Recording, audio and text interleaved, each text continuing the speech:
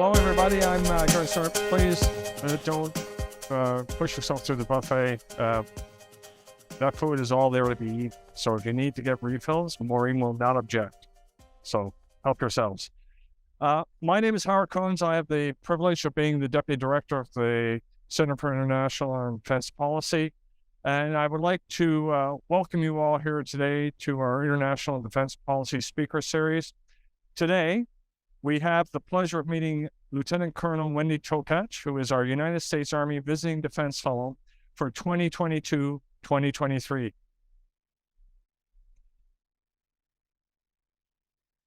No stranger to Canada, Wendy has been posted here before in 2015 to 2017 on exchange. So she spoke Canadian prior to her arrival at Queen's, and it was welcome.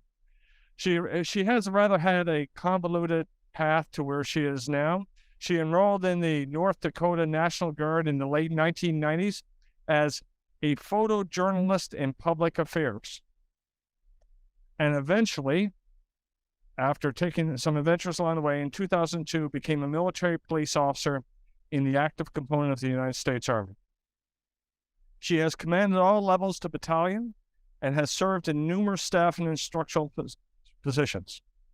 Of note was her service in the Regular Officer Training Corps as a professor of military science and military history at the University of Wisconsin.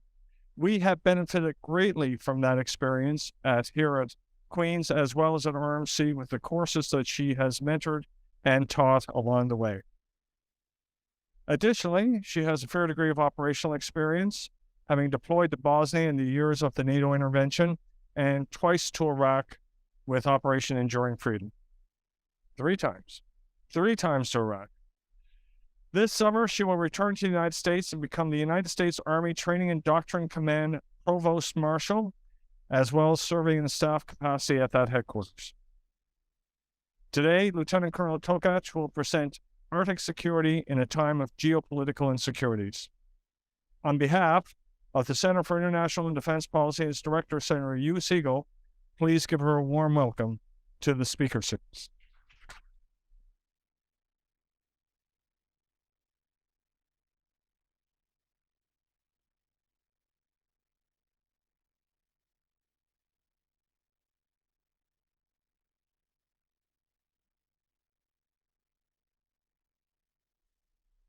Now are we good? Awesome. So good morning. I am Lieutenant Colonel Wendy Tokach, and as Howard said, I am the Visiting Defense Fellow from the United States Army War College, studying here at the Center for International Defense Policy. And before I get started, I really want to throw out a few thank yous.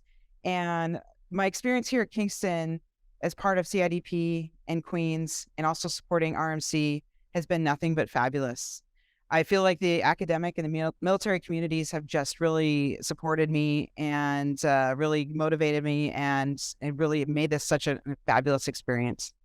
So I want to say thank you to CIDP, WISE, RMC, the Athena program, Fort Frontenac, the History to Graduate Department, the military police compatriots that I've all run into again this time back.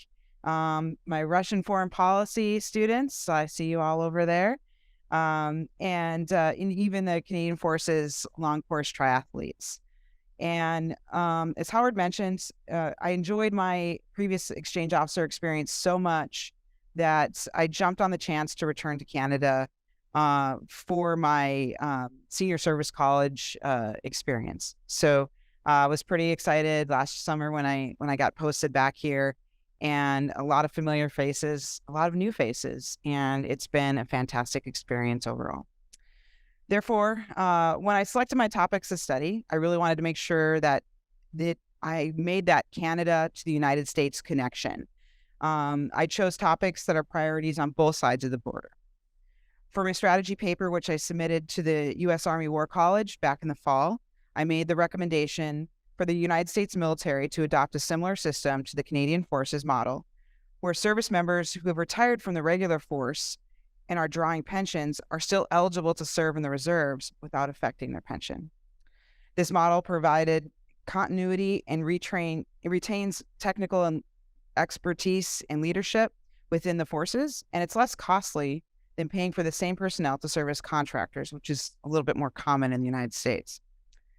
So for my fellowship research project and what we're all here for today, I chose to focus my studies on Arctic security after participating in the Kingston Consortium on International Security Conference and international competition in the High North. It was such an incredible experience back in October to be able to meet and interact with all of those great academics and military leaders and to discuss Arctic affairs. It was a great opportunity to network and to get a good start on my research project. So go to the agenda slide, please. This is what we'll be discussing today. And, really I wanted to kind of focus on some of those themes that kept popping up during the KCIS conference. Next slide. Really, what kept popping up over and over again were the gaps in communication and synchronization, and I really wanted to dig into those gaps. My thesis focused on the effects of the Arctic Council suspending their operations in March of 2022, and it looks at some of the effects of the Arctic Council suspending their operations, and it looks at some of the possibilities to improve the communication, the command and control, and synchronization of the U.S. military with the allied partners. Next slide. When it comes to the Arctic in the United States, our attention seemed to ebb and flow since we purchased Alaska from Russia in 1867, a purchase which I'm sure Alaska has been, regretting since then. Leading into World War II, we saw quite a bit of building up of the infrastructure as part of the Lend-Lease program. And in 1941, we started construction on the Alaskan Highway. However, following the war, the Arctic received much less attention all the way through the Cold War. For the military, the Arctic is an operating environment which survivability is placed first, and then security can be addressed. The extremes of the environment can make operations dangerous. Sustainment and resupply are often difficult and very expensive. And not to mention, we must be careful on how we impact the environment and the people of the Arctic as well. Construction is costly, and therefore there's often a focus on any new build projects to be dual purpose, which means it supports both the government and the local community. We cannot discuss the Arctic without addressing climate change. Oh, sorry, go back slide. It has very drastic and real impacts to the Arctic, and the decline of the sea ice is quickly opening the Arctic waterways, which produces negative effects like rising sea levels, the impacts to native plant and animal life, and the access to food and water. Arctic amplification is a negative feedback loop in which warming caused by greenhouse gases affects the decline of sea ice, resulting in the ocean absorbing more sunlight energy, which causes more intense warming in the Arctic than over the rest of the planet. Next slide. This also leads to security considerations for the Arctic. The Arctic is of strategic critical importance, and many bases were built during World War II across Alaska, Greenland, Iceland, and Norway. And during the Cold War, the Soviet Union also built up strategic bombers and missile bases capable of crossing the Arctic to strike our homeland. One thing we must be careful about is the messaging that the construction of the Arctic sends, especially as many of the projects are dual purpose. We don't need the construction to signal another arms race. We're facing threats across many domains: cyber, space, subsurface, and environmental. The opening of the Arctic waterways has also opened up to our adversaries and to non-Arctic nations, such as China, who published an Arctic policy in 2018 declaring themselves as a near-Arctic state. The increased access also has impacted the sovereignty of coastal countries' economic zones and the exploitation rights of the seabed and the subsoil. We've seen increased traffic and exercises from Russia and China, especially this past year. And we can't forget about the surveillance balloon episodes earlier in February. The interest by China in the Arctic has increased, and the intensity of the great power competition with the United States. The Arctic Council was established by the Ottawa Declaration back in 1996 as an intergovernmental forum promoting international cooperation, interaction, and coordination between Arctic governments and Indigenous people. The Council has 8 member states that exercise sovereignty over the seas and the land. They are Canada, Greenland, Finland, Iceland, Norway, Russia, Sweden, and the United States. There's 6 more organizations with permanent status on the Council that represent the Indigenous people of the Arctic. Other non-Arctic states may hold an observer status, which is what China is holding. The Council was meant to be a mechanism to address common concerns and challenges. However, the Council has no regulatory power and exists entirely to promote the intergovernmental cooperation within the Arctic. The Arctic Council is supposed to be independent of politics and law, but in actuality, it operates as an extension of political and economic systems. In order to encourage cooperation when the Arctic Council was established in 1996, it has avoided addressing security and defense issues to keep the discussions open amongst all partners, especially Russia. However, in March of 2022, the work of the Arctic Council was put on temporarily hold by 7 Western Arctic states due to Russia's invasion of Ukraine. When the Arctic Council suspended its operations, it further isolated Russia, which may have been counterproductive. The segregation has widened the gap in the coordination and synchronization of various efforts within the Arctic, especially amongst the Allied and NATO partners. This in turn has defense and security impacts. Despite the Council's follow-up statement in June 8th of 2022 that declared the Council's intent to resume cooperation on a limited number of approved projects that do not include Russia, the suspension of the meetings and the limited resumption of highlights the need for the continuing framework to address Arctic security issues. Deterrence by sanctions is not beneficial to Arctic engagement, nor is it effective in Russia's response.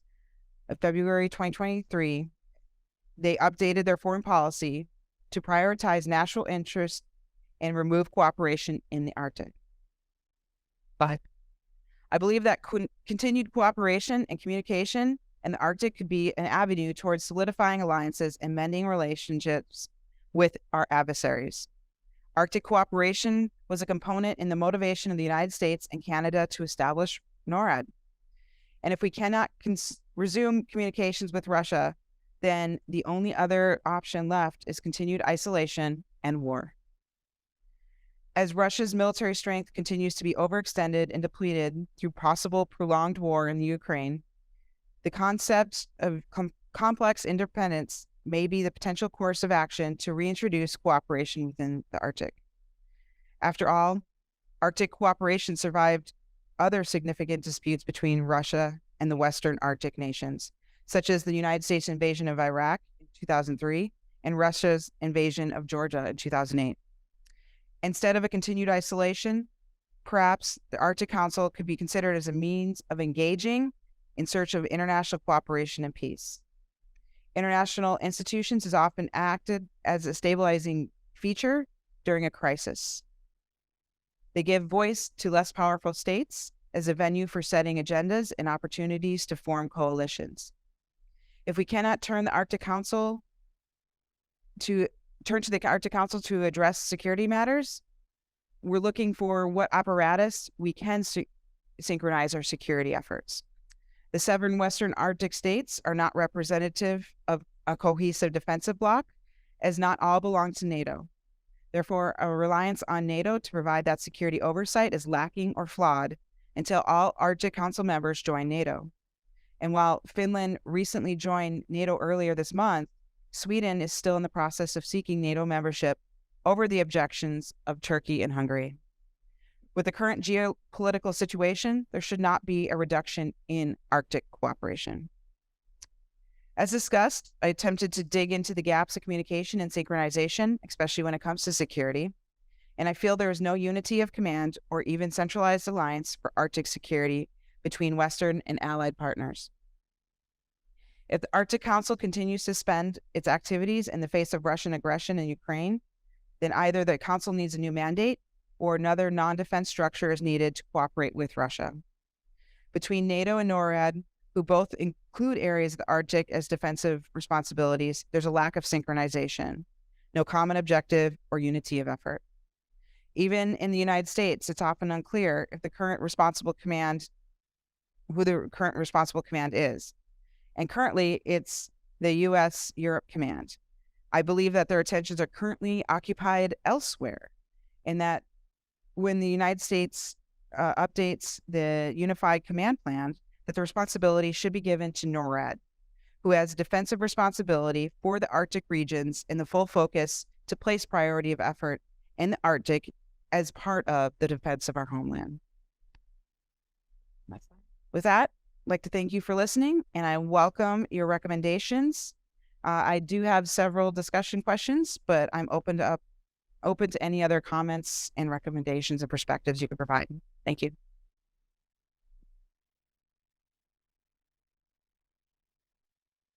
So at this time, we're open for questions to those who are participating online as well as those in the audience.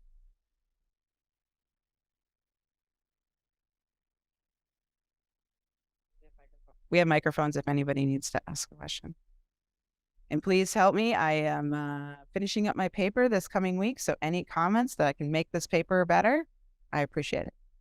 Thank you, Wendy. I'm Colonel Ryan Drakowski, Visiting Defense Fellow for the Canadian Armed Forces here at Queen's University, so thanks for that laid out. Nice to meet you, Wendy. It's been a while.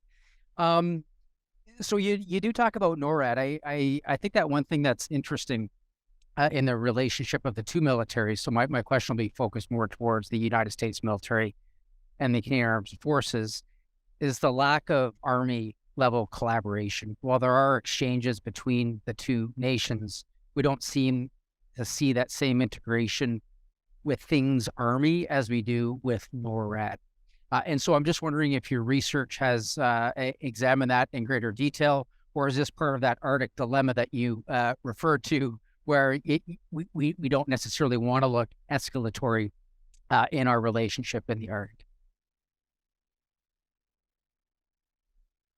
So that is one of the, as you said, one kind of the dilemmas. In the States, the command is actually NORAD / NORTHCOM, which NORAD controls the air, the space, and the seas, whereas NORTHCOM, United States NORTHCOM, is not a bilateral command between the United States and Canada. It's strictly a United States combatant command. And however, they share the same commanding general. So, and if you look at the way our Unified Command Plan is structured, NORTHCOM focuses strictly within the land component. And at this time, it doesn't include Canada, which is makes it a little bit confusing at times, like I said. But it's definitely something that we should consider, considering, the defense of North America and the homeland is one of those pieces that, we're looking at overall, not just the Arctic, but across the entire part of North America. But that would also not just have to include, the bilateral agreement. We'd also have to look at Mexico as well. So it's not there yet, but currently it's joint command, but unfortunately only in the NORAD portion is bilateral.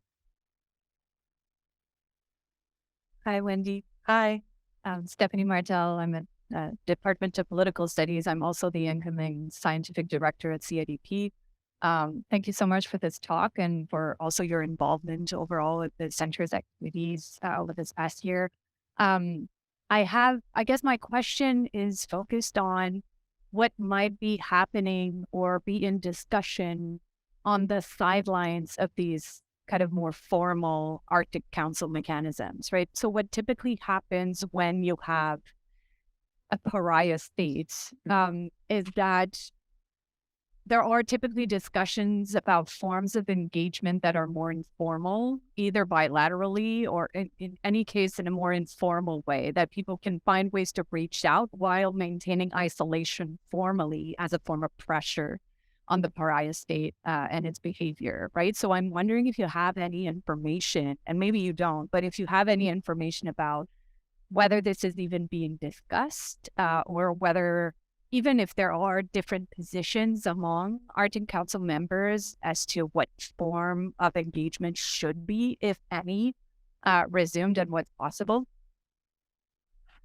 I did look to see what was still being coordinated with Russia when it comes to the Arctic, and I haven't found anything. So if anybody does know, um, it please send it my way, because I would like to include that in my paper. But there's been very limited since the war this past year of any operations other than between China and Russia is really. But they're not an Arctic state. They're not part of. They're only observer status. So.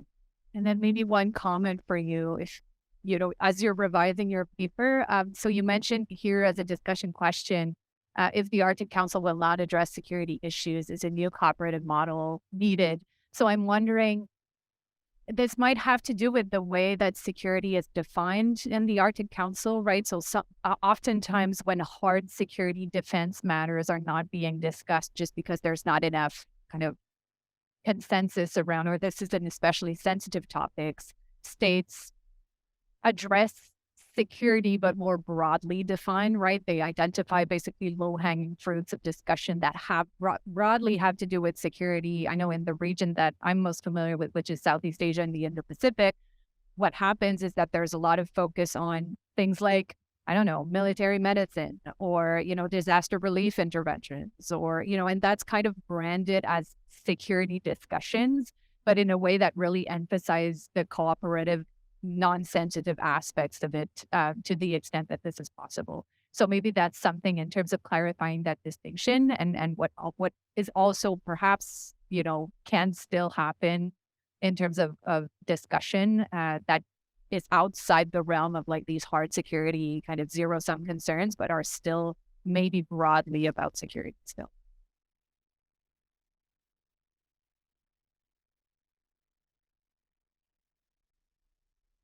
Question and a comment for you, Wendy. The question is, have you read Russia's new foreign policy concept that came out a few weeks ago? And I wonder what it has to say about the Arctic and how whatever it says might change some of your thinking, especially on the last discussion question.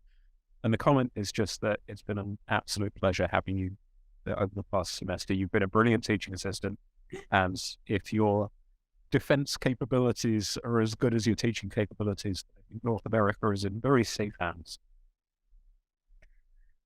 So, yes, I did read the first version of my paper. Actually, wrote it about 2 weeks before Russia basically removed themselves from the Arctic Council and Arctic activities and cooperation. And so it was kind of funny. So it was like, oh, there goes a massive rewrite. And so I did read it, and this is almost a response to the Arctic Council. And so they are literally removed all that. And they strictly wrote in there that they are going to prioritize their national interests above everything else, even in the Arctic. So it's a little concerning.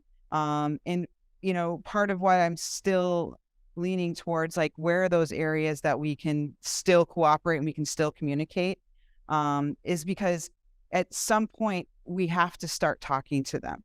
And what were the last areas that we were still talking? And it was in the Arctic. And what areas, can we possibly reestablish some communications? Hopefully, maybe it could be in the Arctic, because we can't forever stay at war. And we have to find those areas. Maybe, it's an olive branch just to sit down and start having discussions. And then as Stephanie Martel had, mentioned, there are other avenues, whether it's disaster relief, and such, but the Arctic was one of those areas that has made it through previous crisis. And so I believe that, trying to reach out and reestablish some cooperation is a possible avenue.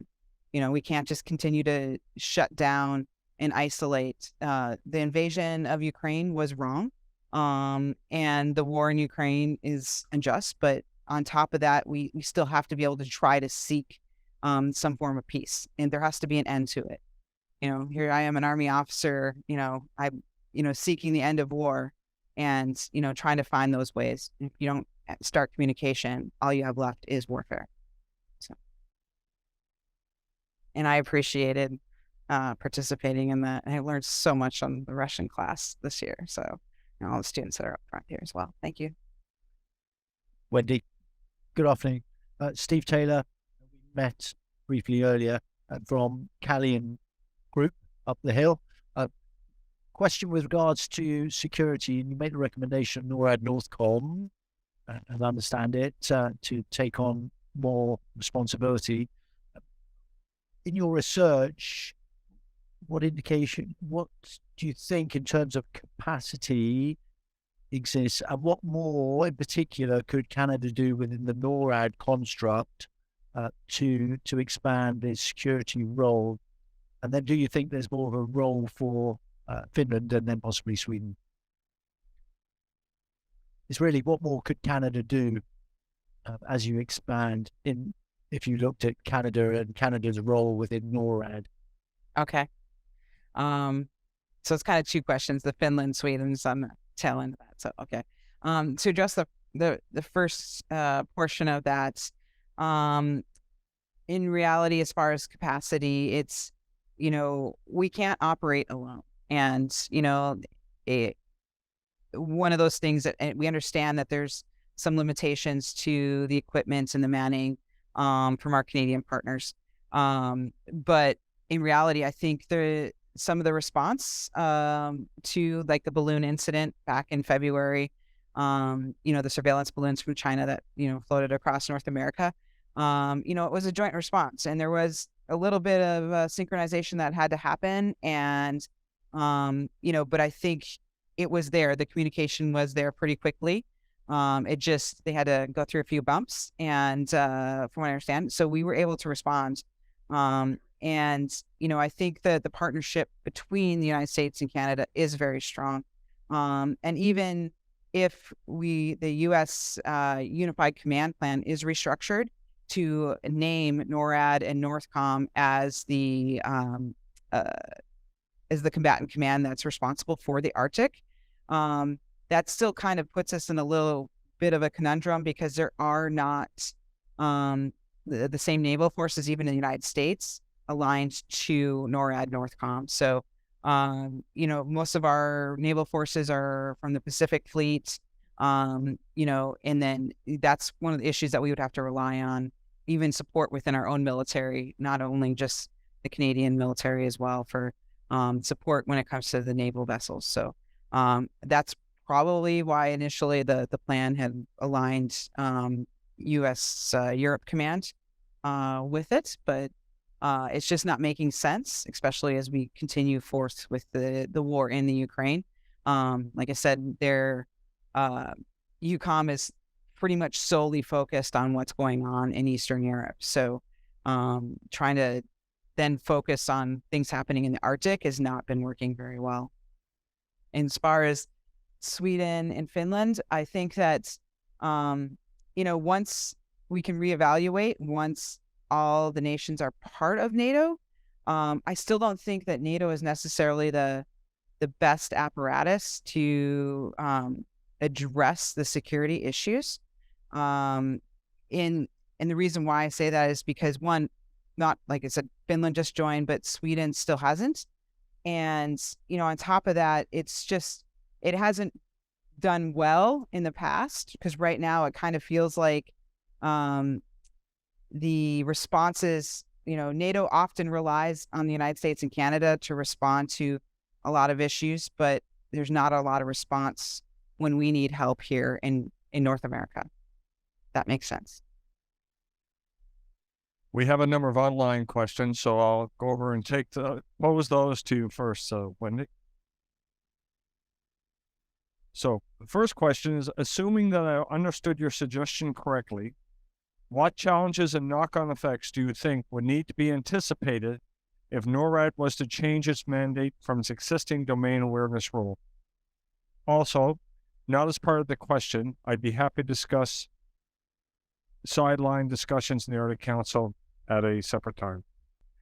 So part of the challenges, like I just said, with NORAD and Northcom, The biggest challenge is that we don't have the naval assets in NORAD and NORTHCOM that the other combatant commands have. And that's, I think, the whole reason like they were skipped over in the first place. However, like I said, we oftentimes do rely on different combatant commands for support for specific things. So, and I think that the solely putting the responsibility in NORAD, NORTHCOM is just better aligned because, again, what is the purpose of NORAD and NORTHCOM? It's the defense of our homeland, and the Arctic is the part of that responsibility. So kind of having that single purpose, that unity of effort is definitely why I believe that NORAD and NORTHCOM should be given the responsibility. So, but and really it's just the one lacking area is the naval forces. There is a second question from Thomas, and it is related to the answer you just gave. The question is, how does splitting the Arctic into different geographic regions, for example, North American Arctic, European Arctic, and Russian Arctic, rather than seeing it as a single region, impact your analysis? Sorry, I often have to like read questions too. Well, I think that we have to kind of look at regionalization. The Arctic is a vast area, and we do need to look. It's not the same across the entire Arctic, so we do have to look at the regions and the people of the Arctic. When we're dealing with certain issues, we do have to address it. According to the particular region which we're in. However, the reason why it's one command is really we're dealing with, we're not responsible necessarily for the defense of the European Arctic, which is not, U.S., Canada we don't own the European Arctic. We own this part of North America. So I'm trying to align the defensive areas with the kind of the ownership of the land and with the defense of the homeland. I'm not quite sure that makes sense. Okay, I'm going to bring this to you because I'm cutting my losses at this point. Last month, China provided its peace plan for Ukraine. Given its observer status, if it goes forward, that China acts as some sort of peace mediator, or if discussions of peace are established by all parties, how do you think this might impact Arctic conditions and the Arctic Council in general? From Amal Attar-Guzman. I think that there's going to be a lot of implications internationally, but I don't believe that changes their status on the Arctic Council. They are still not a Arctic country.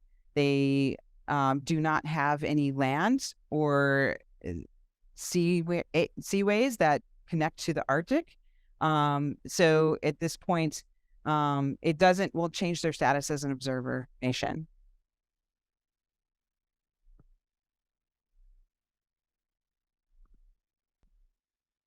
We have another online question. I always make this joke about PowerPoint slides and Air Force officers having to read them, but I'll help you out with this one. You have identified a lack of northern assets in place. Do you believe that a greater emphasis on space-based surveillance is required to improve situational awareness? Or would this emphasis prove to distract from a requirement for physical presence as a deterrent? From Dave Ferguson. I think there's a lot of space-based surveillance that's already out there. Even when the Chinese balloons were floating across back in February across North America, we had the United States had come out and stated that, hey, we were tracking that. This is actually just the first one that was really kind of public. There had been many more which we had been tracking. And we have been providing a lot of that information to the countries which were affected. So I believe there's already is quite a bit of surveillance. I don't know. That's not my area of expertise in the military. And but I believe it's there.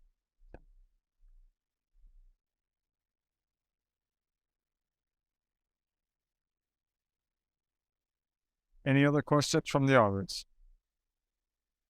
Questions from the online audience?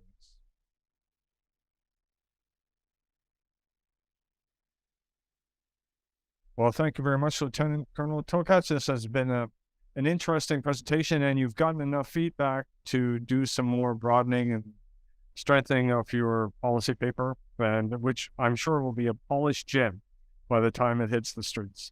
Thank you very much. I know who has to read it. Thank you.